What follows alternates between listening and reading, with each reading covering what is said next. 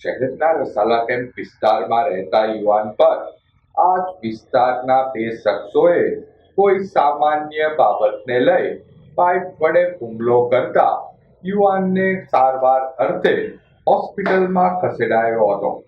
શહેરના રસાલા કેમ્પ વિસ્તારમાં રહેતા ભાવેશ હરેશભાઈ પારવાણી નામના યુવાન પર સમીર પ્રકાશભાઈ અને ધીરજ પ્રકાશભાઈ નામના શખ્સોએ કોઈ સામાન્ય બાબતને લઈ યુવાન પર પાઇપ વડે હુમલો કરી માથાના ભાગે ઈજા પહોંચાડી હતી.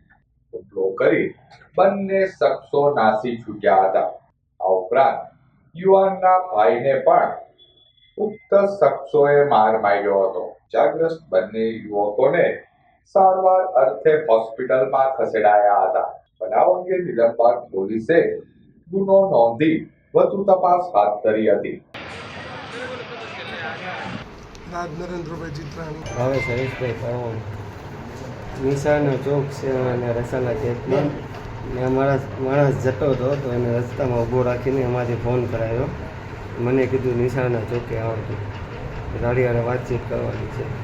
મેં કીધું હા હું આવું છું. જમીને હું ગયો ને તો ભાઈ સીધો માપીને હું ઘરું દીધી ને ટોકા હથિયાર હતા એની પાસે સળિયું પડ્યું તો ટોકા કાઢીને સળિયું કાઢીને મારી ઉપર ઘાવાળી કરવા માંડ્યા. 6-8 જણા ભેગા હતા.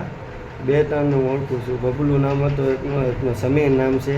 મેન જે છે એ સમીર જ છે અને સાથે 2-3 જણા અજાણ્યા હતા. મારી ઉપર ઘાવાળી ચાલુ કરી નાખી. મારી સાથે મારો મિત્ર આવ્યો તો એની ઉપર ઘા કર્યો.